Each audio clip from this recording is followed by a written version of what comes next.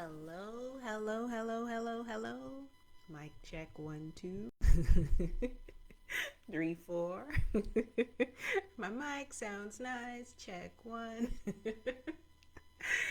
Good morning. Yes, it is still morning. It's a girl Esha here, Carnivalista in Chief of the Carnivalista lifestyle. Hope your week is going well.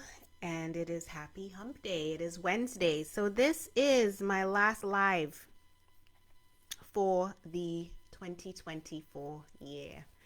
A little sad, endings of years always have a little bit of sadness for me, but, always looking forward to the new year. They say fresh start, new year, new you. I don't believe in all of that. I think it's new year, old you, unless you make a deliberate intention or set a deliberate intention to make change in your life. That's just how I feel about it. But anyway, still looking forward to 2025. All right.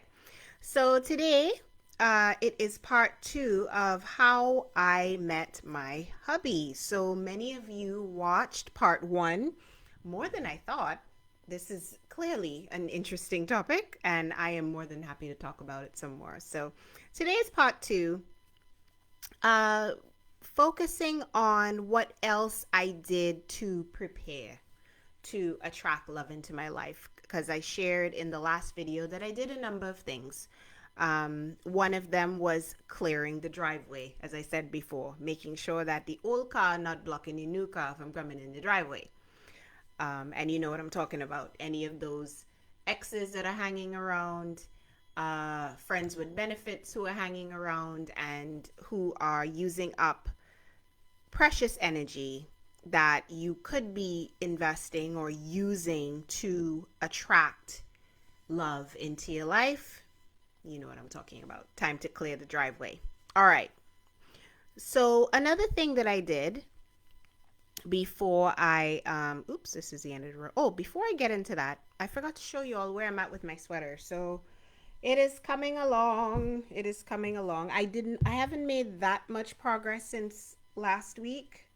I have more of an arm, as you can see. So there we go. You can see it on me there. We have a little bit more of an arm on this side, but haven't done much more past that. So this is a slow process. I don't know. I don't think I will be finished it by the end of the year. It may be a project that carries over into 2025, honestly, which I'm perfectly okay with. My crochet projects are always unrushed and unhurried.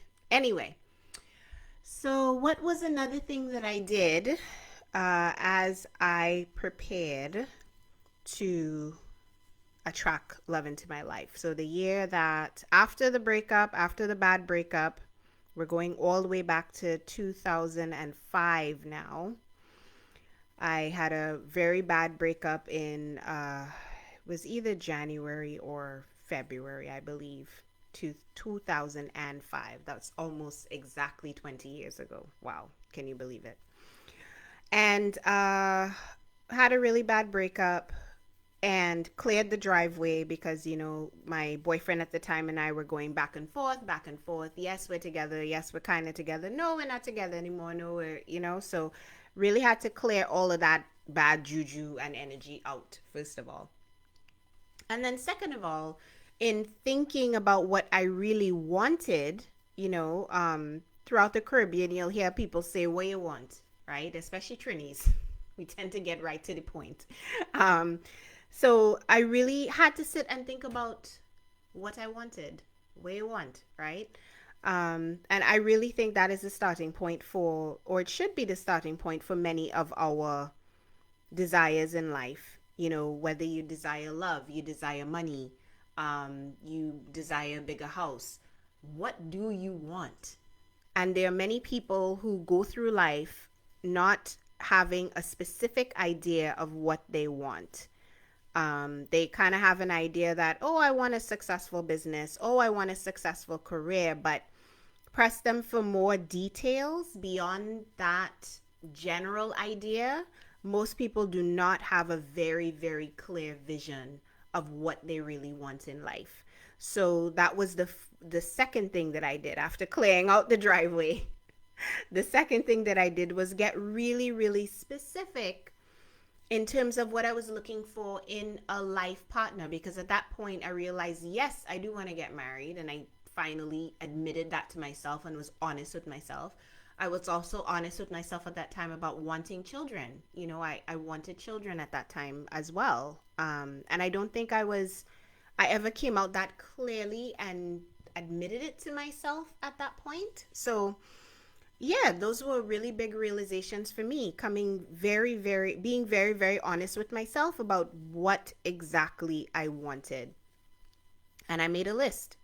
Now, I'm not talking, it would definitely was not a superficial list in terms of he needs to be making six figures or more money than me, or it definitely wasn't anything superficial. What I was really specific about was how I wanted to feel when I was with my life partner.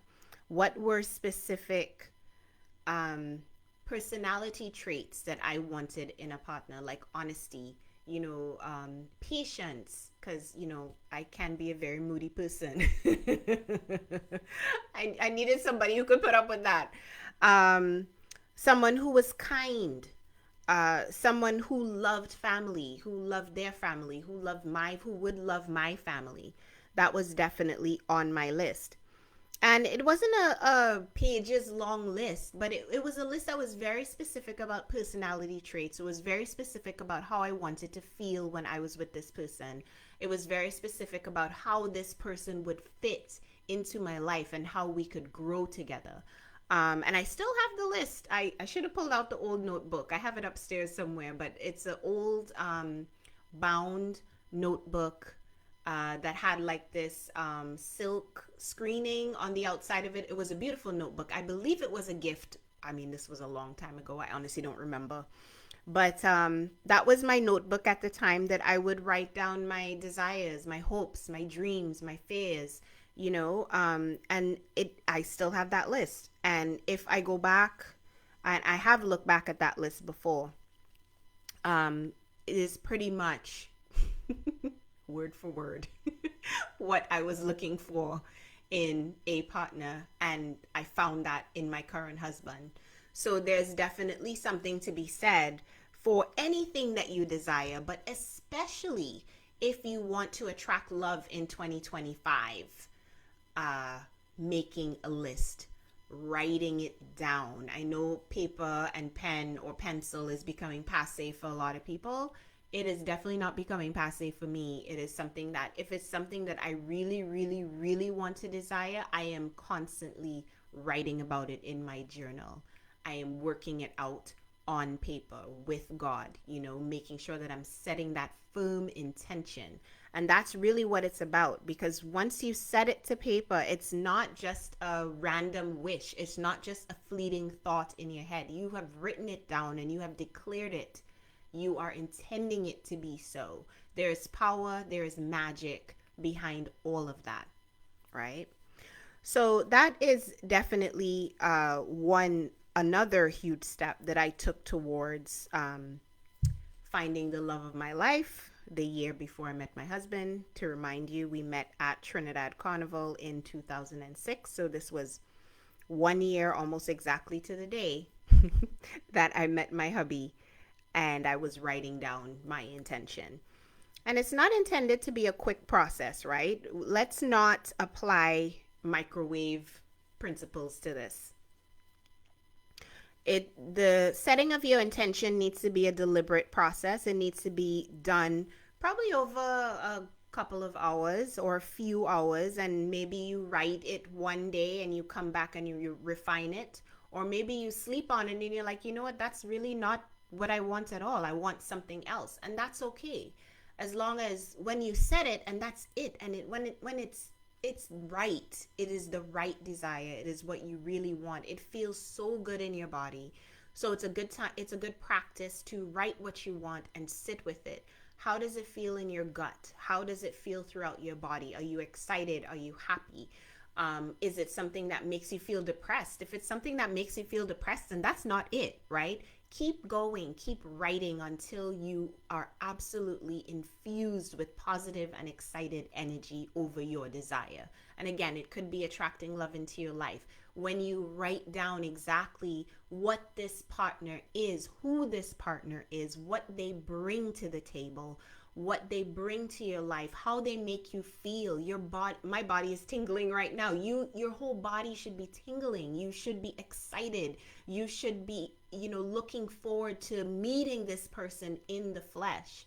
That is the level of intention that you're bringing to this, or to any other desire that you really want in your life. And I'll tell you this, if you're not bringing that level of desire and that level of intention, that level of excitement to whatever it is that you want, it's not going to happen.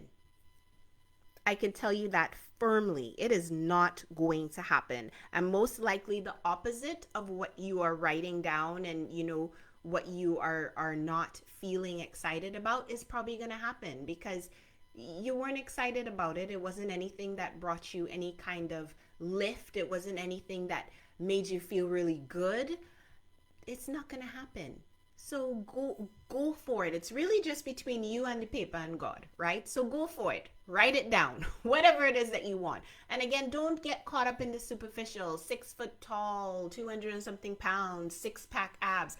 Really get into what qualities this person has, because you could be really specific that you want an Idris Elba, but at the same point in time, Idris Elba does not bring anything to your life, does not make you feel good, belittles you, or makes you feel emotionally bereft and not anchored to anything.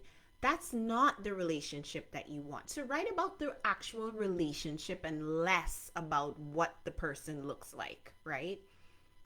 That is my I'll get off my soapbox. As you can tell, I feel really passionate about this intention thing, right? So that is it for me today. Thought I would come on and share a little bit more about what I did to meet my husband, because as I said in the last video, it was a year in the making.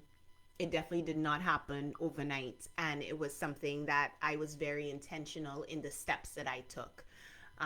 So yeah, I cleared the driveway and I set my intention. That was definitely the second thing that I did. So that's it for me today. This is going to be my last live of the year. I'm going to be taking some downtime. I'm going to be traveling, of course, to go see family members. And I'm going to be taking some downtime over the holiday season to enjoy my family and just get some rest. So it'll be absolutely lovely. So although this is the last live video of the year, I definitely invite you to join me on our mailing list, because I will be sharing through over the holiday season what were the other steps that I took before I met my husband, because clearly this is something that you all are interested in, and I absolutely enjoy talking about it because I'm very, very passionate about setting your intention and going after what you really, really, really desire. So join the mailing list. The link is in the description.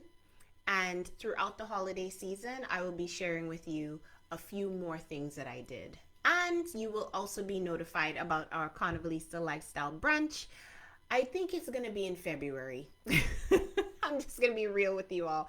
I really wanted it to be in January, but I have a couple other launches that are happening with the other side of my business, and I want to do this brunch right. But anyway, get on the list. I will definitely see you in the new year. I believe the first live will be January the 8th. Either the 6th or the 8th, one of the two. Whatever the second Wednesday is in January, that is when you will see me again. All right. Thanks for listening. And as always, have a wonderful and happy holiday. Enjoy you and yours. Take the time to get some rest. If you have those holiday feels, I talked about this a couple of videos ago, come up. Make sure you build in some fun time. Something that's really, really, truly fun and just for you throughout the holiday season. All right? I am always hugging you up. Happy holidays. See you in 2025. Take care.